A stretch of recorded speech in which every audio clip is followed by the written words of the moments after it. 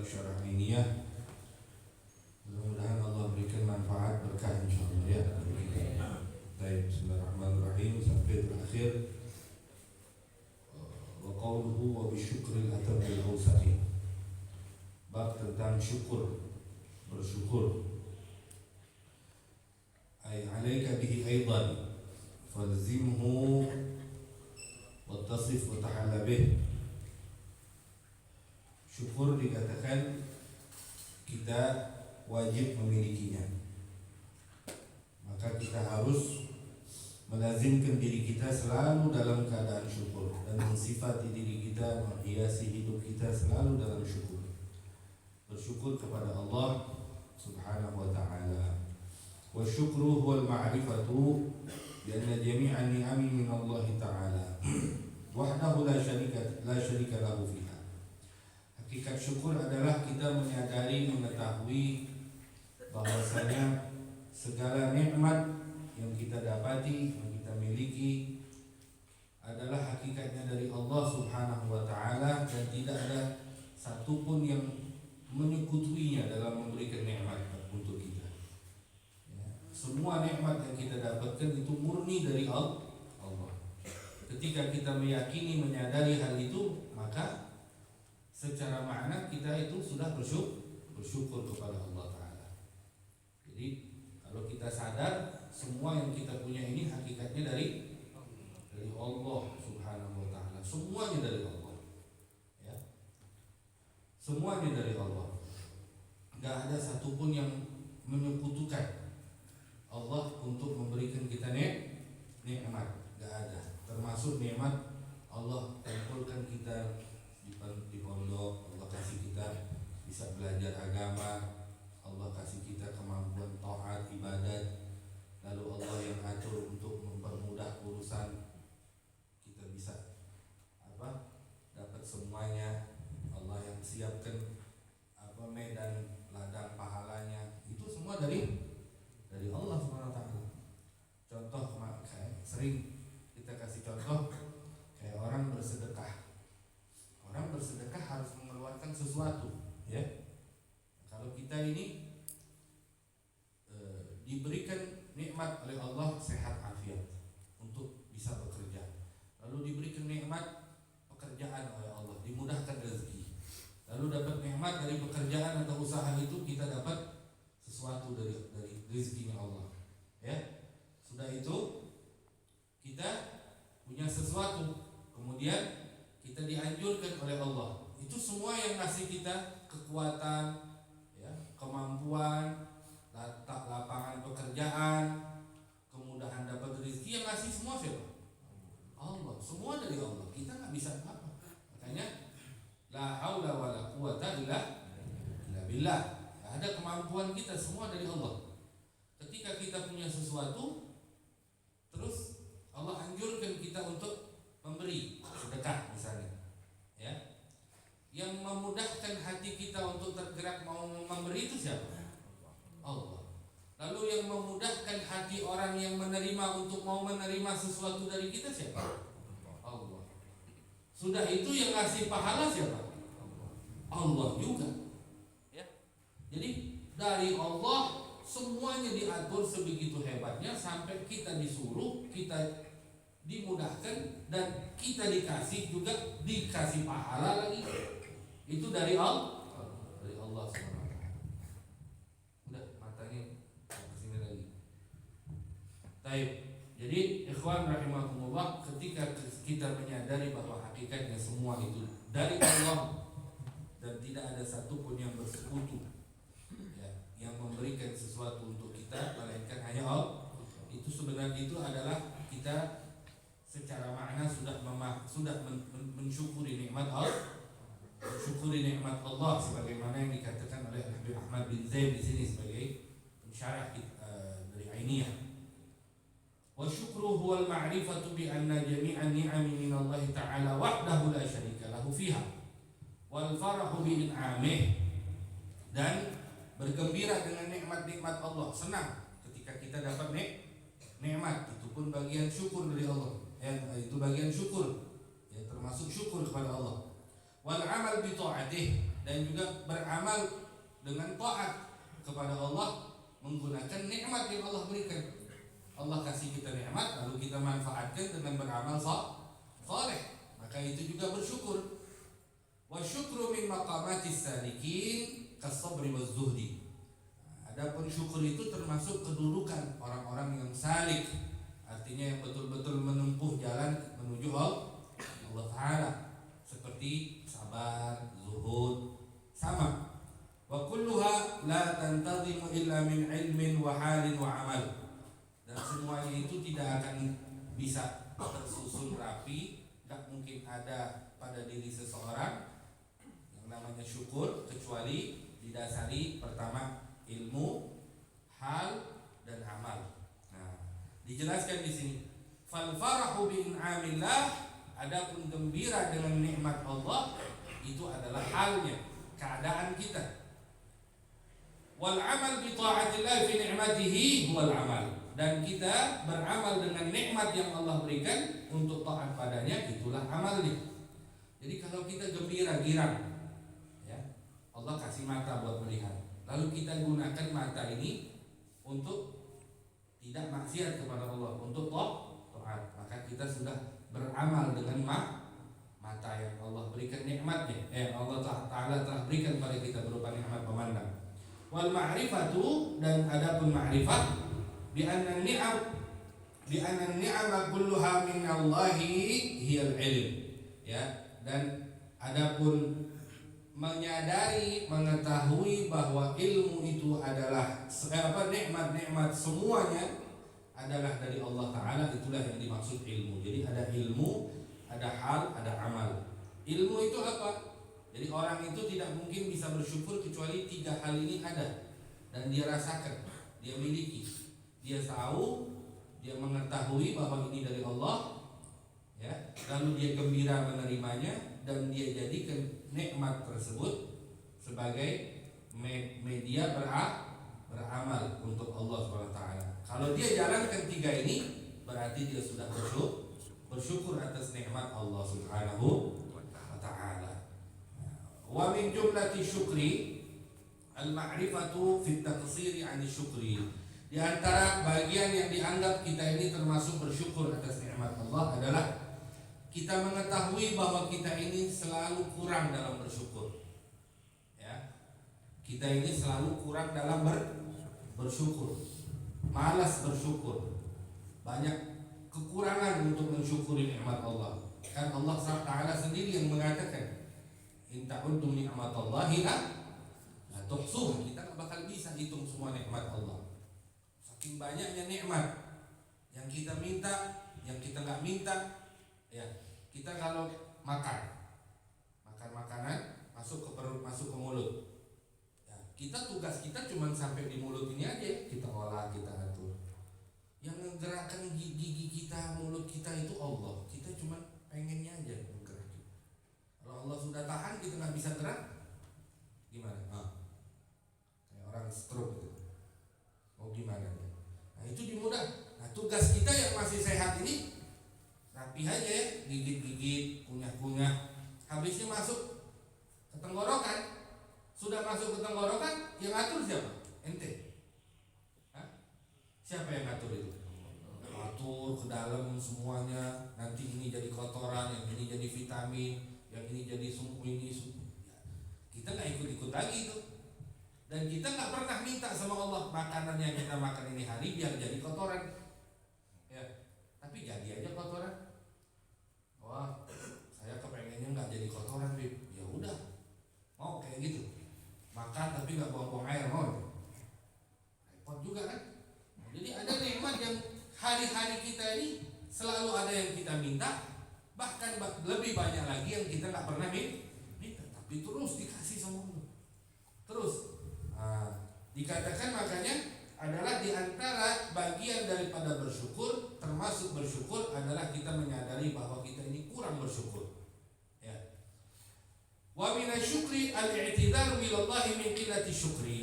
Yaitu diantara termasuk yang dianggap bersyukur juga kalau kita, ya, kalau kita sudah sadar kita ini kurang bersyukur, lalu kita merasakan, ya, Artinya kita minta maaf sama Allah. Ya Allah, saya ini kurang bersyukur. Kita meminta maaf kepada Allah atas kekurangan kita dalam bersyukur, itu juga bagian dari bersyukur sama Allah Ta'ala. Wa minasyukri, dan diantara bersyukur juga al-ma'rifatu bi anna syukra ni'matun minallahi wa mauhubatun min fadlih, adalah bahwasanya kita menyadari syukur itu adalah nikmat dari Allah yang diberikan kepada Allah cuma-cuma, tapi atas dasar anugerah yang Allah berikan. Kita sadar ini Allah kasih kita ini anugerah buat kita. Anugerah. Kenapa? Wa minasyukri at-tawadhu wa tadallulu minan ni'mah ma'an ni'mati wa fiha. Katakan kita ini dianggap bersyukur juga kalau kita tawadhu, rendah hati, rendah diri atas nikmat yang Allah Ta'ala berikan. Bukan kita jadikan alat untuk kita sombong. Ya, ada orang nanti punya otak cerdas, teman-temannya bego, terus dia yang cerdas bangga, sombong.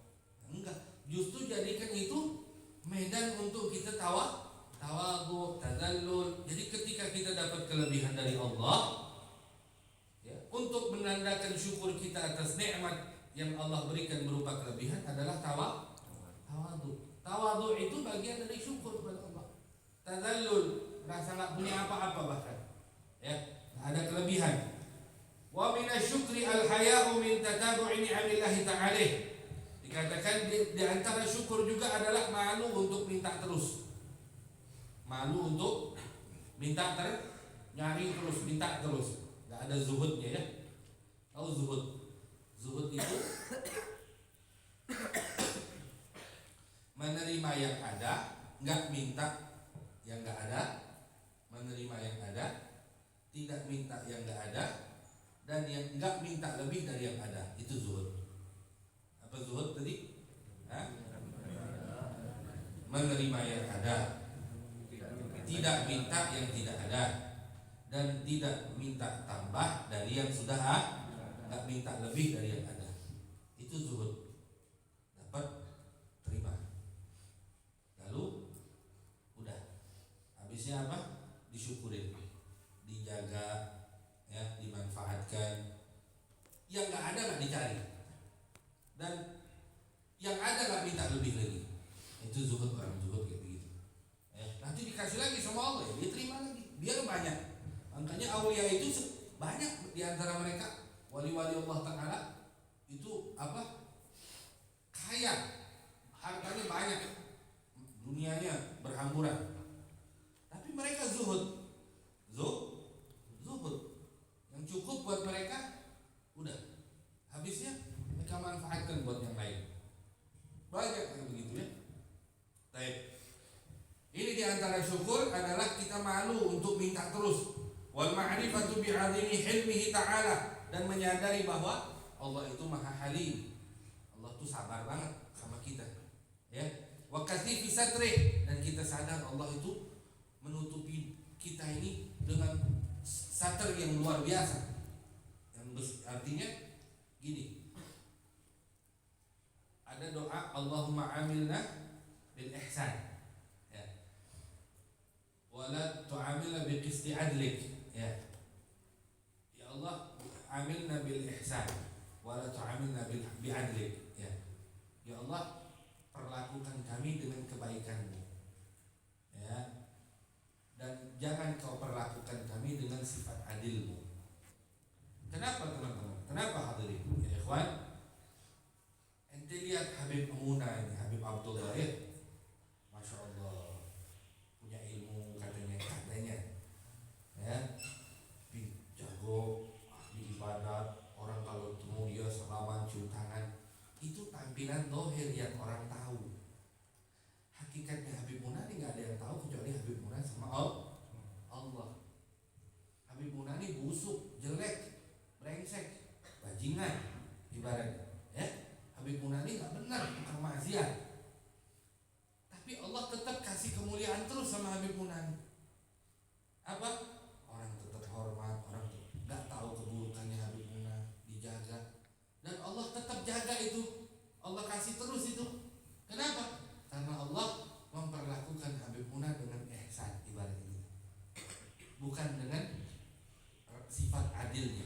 Karena kalau Allah perlakukan hamba-hambanya dengan sifat adilnya, maka Allah akan beri hamba-hambanya nikmat sebatas taatnya dia saja. Maksiatnya dihitung juga nanti sama Allah. Contoh, ya, kalau ente ada orang kerja sama kita, satu orang ini jujur, baik, satu lagi suka bohong, suka melanggar perintah kita. Waktu kita mau bagi-bagi duit, yang baik kita yang baik ini kita kasih lebih nggak biasanya, ya. Tapi kalau yang nggak baik, yang suka bohong, yang suka khianat, kita kasih bus banyak apa dikit? Bisa-bisa nggak kita kasih? Kenapa? Karena kita ini manusia menghukumi sesuatu atau terhadap orang lain dengan sifat adil. Allah nggak begitu. Allah memperlakukan kita dengan sifat halim, ihsan. Allah maha halim. Jadi kalau nggak begitu, wah, orang kalau bisa-bisa bahaya ya. Bisa-bisa bahaya. Banyak orang maksiat, apalagi zaman sekarang. Kalau Allah perlakukan hamba-hambanya tukang maksiat dengan sifat adilnya, tanpa Allah Allah bukakan aibnya ini, rusak, bahaya. Tapi Allah perlakukan kita alhamdulillah bilutfihi wa ihsanih wa ifdalih. Ya, Allah perlakukan kita dengan kelembutannya, dengan ihsannya, dengan anugerahnya. Allah perlakukan kita alhamdulillah. Padahal siapa tahu kita tukang maksiat, ya? Tukang maksiat. Ini kan zahir aja ini. Kalau tampil di TV terus, atau ada orang nanti cium tangan terus bolak-balik sampai 3 lapis ya bolak-balik. Ini hebat berarti. Kalau cuma orang biasa, itu manusia, begitu ya. Kalau sampai dipeluk, dicium kaki, jauh lebih lagi. Baik. Jadi kita harus sadar bahwa semua yang Allah kasih sama kita, berikan untuk kita, nikmat-nikmatnya, dari nikmat-nikmatnya itu hakikatnya Allah Ta'ala memberikan itu bukan didasari ini anugerah yang Allah berikan untuk kita, karena Allah Ta'ala sayang sama kita sebagai hambanya, ya. Dan Allah Ta'ala memberikan itu semua dengan anugerahnya, ihsannya, karena Allah memiliki sifat al-halim, ya, yang sabar. Ya, nanti kan belajar semua sifat halim itu, ya. Itu sifat halim aja kalau udah ada sama manusia hebat banget. Sifat halim kalau udah sama manusia itu hebat banget. Apalagi ini Allah Subhanahu wa Ta'ala maha halim. Baik. Kemudian wa minasyukri husnul adabi baina yadil mun'im. Di antara syukur juga adalah husnul adab, yaitu memiliki adab yang baik, ya, kepada di hadapan Allah yang memberi nikmat. Kita harus punya adab, punya akhlak. Kita aja kadang dibaikin sama orang kaya, langsung tunduk jadi kucing. Disuruh mau, ya. Ada orang nanti lagi nggak punya duit, lagi dikejar hutang. Kalau ada orang kaya bilang udah saya bantu semuanya, saya lunasin, langsung jadi kucing itu, jadi kucing. Itu kalau orang kaya nyuruh apa mau, kalau perlu siap mati buat orang itu. Nauzubillahi min dzalik. Ini buat orang. Allah Ta'ala nanti kasih semuanya, semuanya dari Allah. Nyawa dari Allah, sehat dari Allah, umur dari Allah, pintar dari Allah, ya. Harusnya kita lebih lagi dari itu, ya. Harusnya kita lebih lagi dari itu. Husnul adab wa adamul i'tirad, dan jangan ngebantah, jangan bertentangan dengan Allah Subhanahu wa Ta'ala. Kalau Allah Ta'ala suruh begini, kita ikut. Bersyukur namanya sama Allah. Kalau Allah Ta'ala larang kita patuh, ya. Kita patuhi. Wa minasyukri talaqi ni'mah bi husnil qabul. Di antara syukur juga adalah menerima nikmat dengan seindah-indahnya penerimaan. Ya, kalau kita dapat nikmat terima yang benar. Jangan ya segini. Ya, ngeluh terus maksudnya ya. Jangan ngeluh. Senang mestinya dikasih, dapat. Ya Allah, yang ngasih Allah. Yang kasih siapa? Allah yang punya dunia dan isinya, dapat bagian kita. Rezeki hari ini, nikmat hari ini dikasih. Kirang kita harus terima. Jangan lihat orang yang ini dapatnya sekian, kok saya sekian aja. Bagiannya orang beda-beda. Orang kaya sama orang miskin beda kan? Beda. Nanti pengen jadi orang banyak, pengen jadi orang kaya. Orang kaya itu memang secara zahir mungkin nikmat hidupnya, ya, serba enak, kasurnya enak, ya, bantalnya enak, kamarnya enak, betul. Orang miskin kasurnya keras ya, bantalnya kayu, gulingnya batu. Orang miskin ya. Tapi orang miskin tidur juga kan malam. Orang kaya tidur. Kan intinya sama-sama bisa tidur. Ayo, zahir aja, zahirnya aja. Intinya kan tidur. Ente naik mobil dari sini ke alun-alun, pakai mobil Mercy atau mobil mewah, Ferrari. Sama ente naik dari sini ke alun-alun pakai odong-odong. Tampilannya intinya sampai mana? Intinya kemana? Sampai nggak? Udah, zahir kan begitu. Nah, kadang ada orang-orang itu terbuai dengan hal-hal zahir, ya. Terbuai dengan tipu daya hal-hal yang zahir seperti itu. Sehingga apa? Wah, yang dia kejar, yang dia cari hal-hal yang sifatnya lebih zahir seperti itu. Padahal sama aja zahir. Nah, terus kalau orang kaya, ente perhatikan, sama orang miskin. Kalau orang kaya penghasilannya 500.000 sehari, ya. Kali-kali, sekarang juga. Udah jangan mandiri lagi ente. Tampilannya secara zahir, orang kaya penghasilannya 500.000. Kalau orang miskin berapa kira-kira? 50.000 ya, anggap ya 50.000 sehari. Orang kaya berapa tadi? 500.000. Nanti kira-kira orang kaya listriknya berapa sebulan? Ayo. Sama nggak sama listriknya orang miskin sebulan? Beda. Ya, dia ada pembantu. Dia gaji pembantu. Orang miskin punya pembantu. Dia aja pembantu. Itu orang miskin. Jadi beda. Jangan terbuai sama hal-hal zahir. Yang jelas Allah kasih kita dimudahkan urusan semua segala macam, ya terima. Alhamdulillah. Berharap yang lebih boleh, tapi jangan sampai nanti ya dengan yang lebih malah jadi lupa diri.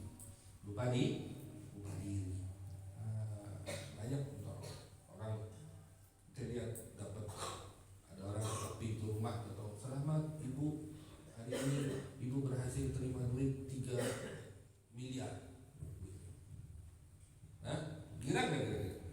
Bukan main, girang sampai pingsan, meninggal lagi. Saking girang, kaget. Terima duit kaget begitu ya, duit kaget jadi kaget. Mati kaget jadi kan. Biar Allah yang atur. Ya, kita ini jadi orang seperti ayam kampung, jangan seperti ayam negeri, ayam rekikan tahu deh, KFC itu ayam boiler, ayam boiler. Itu ayam boiler 3 bulan udah gede sih, paham? 3 bulan udah besar, dipaksa besar, dipaksa besar, disuntik, tapi ayam kayak begini nih, kalau kena petir, ya hujan-hujan mati, paham? Nah, tapi kalau ayam kampung besar segininya 3 tahun, ya. Tapi petir, hujan, kena tendang, dilempar batu, tetap hidup. Kuat, kuat. Nah, itu mesti jadi kayak ayam kampung begitu. Kita proses, nggak ada sesuatu itu yang langsung.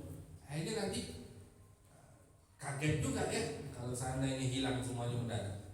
Nah, begitu. Syukurin nikmat Allah Ta'ala. Terima. Kemudian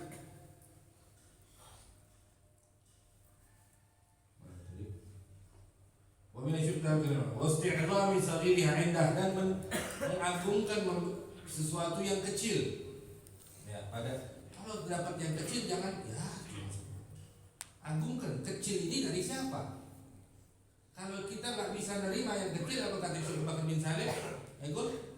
Law lam nashkuril qalil min ayn bayatil katsir. Kalau yang dikit nggak bisa disyukurin, gimana yang banyak mau datang? Ya, syukurin. Kemudian juga dikatakan di sini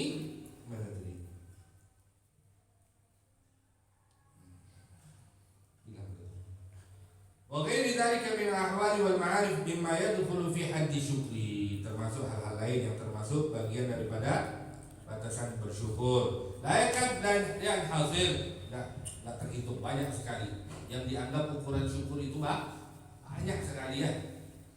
Wa qad madha anna asla syukri huwa al-ma'rifatu bi anna kulla ni'ami min Allah subhanahu wa ta'ala wahdah. Fala yatasawwaru illa min mu'minin muwahhid 'arifin bi tauhidihi ta'ala. Waqad awha Allah Ta'ala ila Daud alaihi salam wa ala nabiyina afdhalus salat salam, idza arafta anna ni'ama minni raditu bika bidzalika syukra.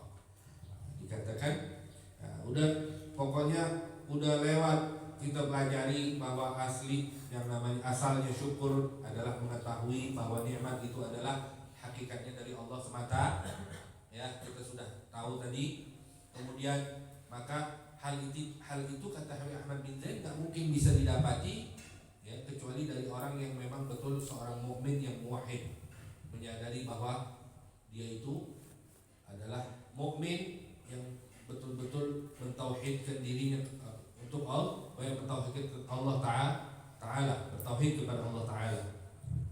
Dan Allah Ta'ala telah berfirman kepada Nabi Daud alaihissalam bahwasanya Allah katakan, apabila engkau telah mengetahui bahwa hakikatnya syukur nikmat itu adalah dariku, kalau kau menyadari dan mengetahui nikmat itu sebenarnya dari aku rela dan aku ridha dan aku jadikan itu modal bahwa kau bersyukur, itu sebagai syukur. Jadi syukurmu kepadaku cukup dengan kau menyadari bahwa nikmat itu adalah dariku. Syukur itu aku jadikan darimu berupa syukurmu kau anggap bersyukur hanya dengan kau cukup menyadari bahwa ini nikmat dariku. Udah, aku jadikan itu syukur dariku. Aku anggap dan aku ridho, itu udah cukup dah. Allah katakan pada Nabi Daud, wa qalilun min ibadiyah syakur. Banyak hambaku yang bersyukur. Kemudian wa warada alaihi anhu sallallahu alaihi wasallam, Rasulullah bersabda, man nadhara fid dunya ila man huwa dunahu wa nadhara fid din ila man huwa fawqahu kataballahu sabiran wa syakiran. Barang siapa yang memandang kepada dunia dengan mencontoh, melihat orang yang ada di bawah dia, dan memandang urusan akhirat dengan melihat dan mencontoh orang yang ada di atasnya, maka kata Rasulullah SAW, Allah akan catat hamba ini sebagai hamba yang bersabar dan hamba yang bersyukur. Jadi kita kalau mau lihat urusan dunia, lihat orang yang ada di bawah kita, lebih rendah tingkatannya kuat dari kita. Kita masih bisa makan, kita ada anak orang-orang yang nggak bisa makan. Kita masih bisa tidur, ada yang susah tidur. Kita masih macam-macam. Ya, jangan lihat yang ada di atas kita urusan, tapi kalau urusan akhirat lihat yang ada di atas kita. Ya. Ibadahnya, taatnya, ilmunya, lihat terus orang yang ada di atas kita. Kalau kita begitu, Allah catat kita hamba yang bersyukur, juga hamba yang bersabar. Wa man nadhara fid dunya ila man huwa fawqahu wa fid dini ila man huwa dunahu lam yaktubhu Allahu sabiran wala jahil. Sebaliknya, kalau lihat dunia yang ada di atasnya, urusan akhirat dia pandang orang yang ada di bawahnya, Allah tidak catat dia sebagai hamba yang bersyukur. Allah juga tidak catat dia sebagai hamba yang bersabar. Baik, wa li'uluwi rutbati syukri wallahu a'lam bissawab. Jadi insyaallah Allah jadikan kita hamba-hamba yang bersyukur. Amin ya rabbal. Dan di antara yang wajib kita sama-sama syukuri adalah duduknya kita di tempat baik, tempat kayak begini nih, seperti ini, majelis ilmu, pondok pesantren, ya. Dan tanda syukurnya itu apa? Sabar. Dengan yang namanya pesantren, menuntut ilmu, belajar, terima yang Allah berikan, yang dapat pemahaman dari Allah itu nikmat, ya, dapat kebaikan dari Allah itu nikmat. Lalu kita amalkan sedikit demi sedikit. Fa'mal walau bil usyri kaz zakati takhruj bi nuril ilmi min. Kita belajar dikit-dikit, kita ikut, kita amalkan. Gak bisa semuanya. Oh, sholat duha paling banyak 12. Ya, ada yang mengatakan 8. Oh, udah gak bisa kalau sampai 2 juga. Dua. Oh, sholat witir 11, udah 3 aja. Ya. Dikit tapi mulazim. Nah, ini tandanya ente bersyukur dapat nikmat. Allah kasih ilmu, Allah kasih pemahaman, Allah kasih belajar. Dan ingat, gak ada orang yang lebih buruk dari kita. Gak ada orang lebih bodoh dari kita. Ya, biar Allah, jadi kita ini ikhwan rahimakumullah, jangan berharap dikenal orang. Ini zaman sekarang fitnah. Ya, kita ini ada medsos, ada ini. Wah, biar dikenal orang, biar viral, biar jadi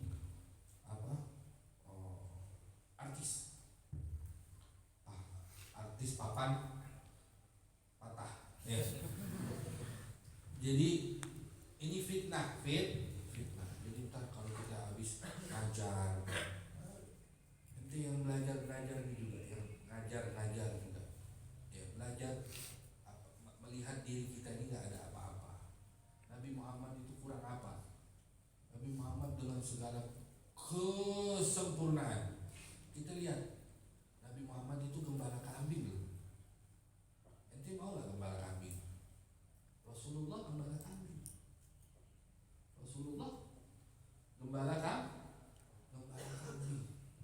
Rasulullah tuh dari umur 8 tahun setelah ditinggal kakek beliau, tinggal bersama pamannya Abu Thalib. Abu Thalib dikenal miskin, nggak punya apa-apa. Rasulullah SAW kalau makan dengan keluarganya Abu Thalib, paman beliau, anak-anaknya itu banyak. Abu Thalib. Rasulullah kalau makan, Abu Thalib keluarganya kalau makan nunggu Rasulullah baru makan. Kenapa? Karena kalau mereka makan tanpa Rasulullah, makanannya kurang, nggak ada yang kenyang. Tapi kalau makan ada Rasulullah, makanannya lebih dan kenyang semua. Ada sisa makanan. Itu Rasulullah SAW. Jadi Abu Thalib itu kalau makan harus ada Rasulullah SAW. Melihat keadaan ini Rasulullah pintar, pikiran Rasulullah, ya, udah dikasih kecerdasan, kedewasaan, lihat kepingin ngebantu pamannya. Akhirnya Rasulullah main masa kecilnya sama kayak kita main, ya, cuman beda mainnya, ya. Kalau kita kan main nggak bener jorok-jorokan, ya. Kalau Rasulullah main sama anak-anak juga, seumurannya. Tapi Rasulullah setiap main Allah berikan ilham untuk bisa memahami semua hal dalam waktu beliau saat bermain. Lihat orang gembala kambing diperhatiin, jadi ngerti gembala kambing. Orang nanam tanaman, kebun-kebunan dia lihat, kalau sambil main dia ngerti. Dibelajar Rasulullah SAW. Akhirnya Rasulullah lewat dari umur 8 tahun lebih, umur 9 tahun udah mulai gembala kambing. Gembala kambing Rasulullah SAW. Umur 10 tahun gembala kambing Rasulullah. Ya. Nah, ini faedahnya banyak. Rasulullah gembala kambing. Ya, di antara faedahnya Rasulullah gembala kambing apa? Menanamkan sabar. Sabar. Apa itu sabar? Sabar ngadepin kambing.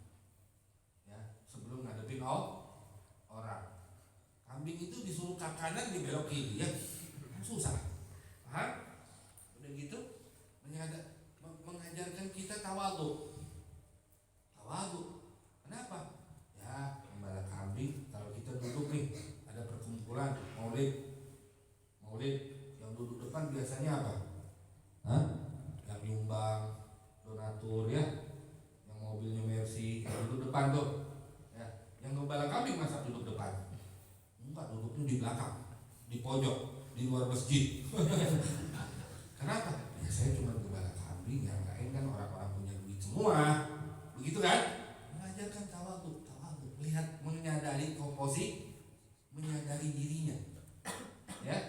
Begitu juga selain itu kan menyadari bahwa orang kalau gembala kambing ini kan kerjaannya bau.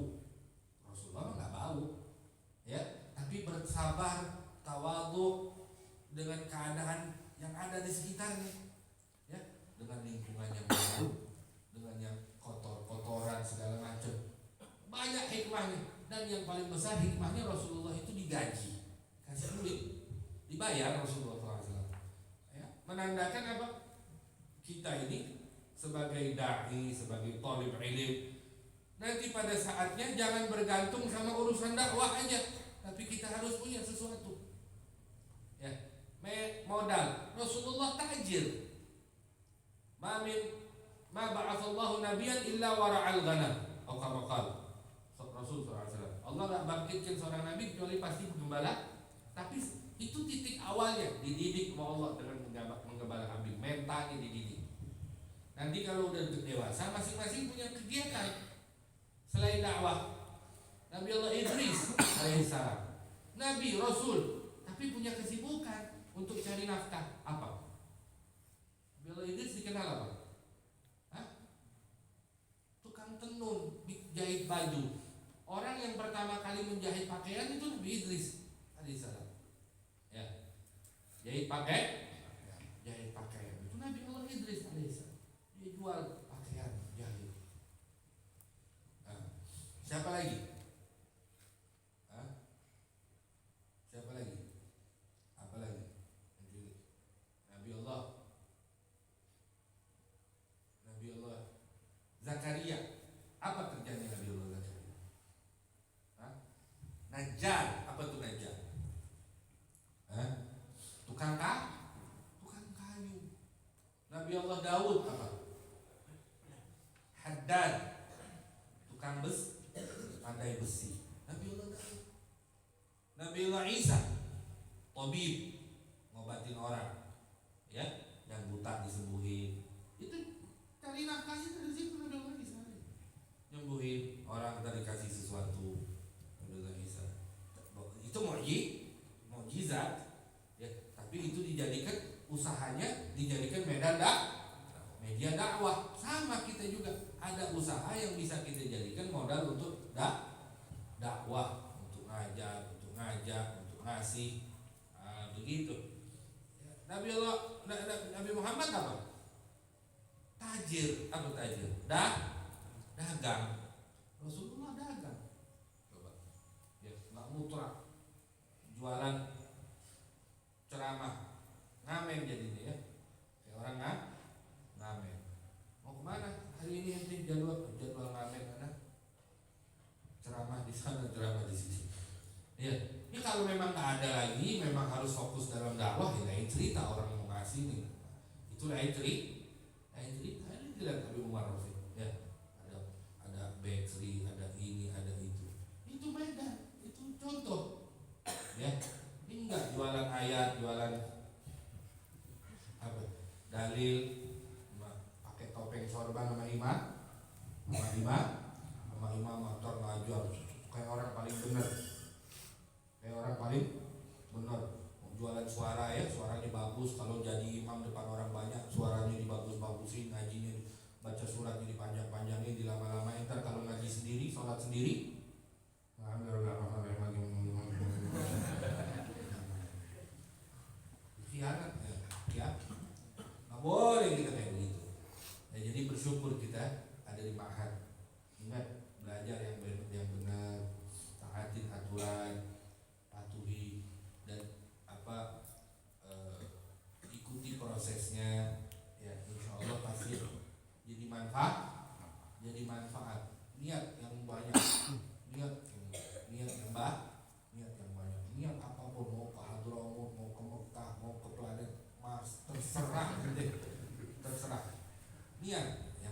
penting buat nuntut ilmu, ya, buat nuntut ilmu, buat dakwah.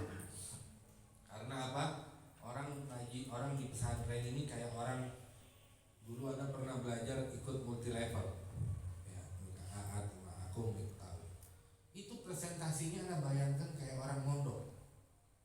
Orang pesantren itu kayak kalau manfaat pasti manfaat semua.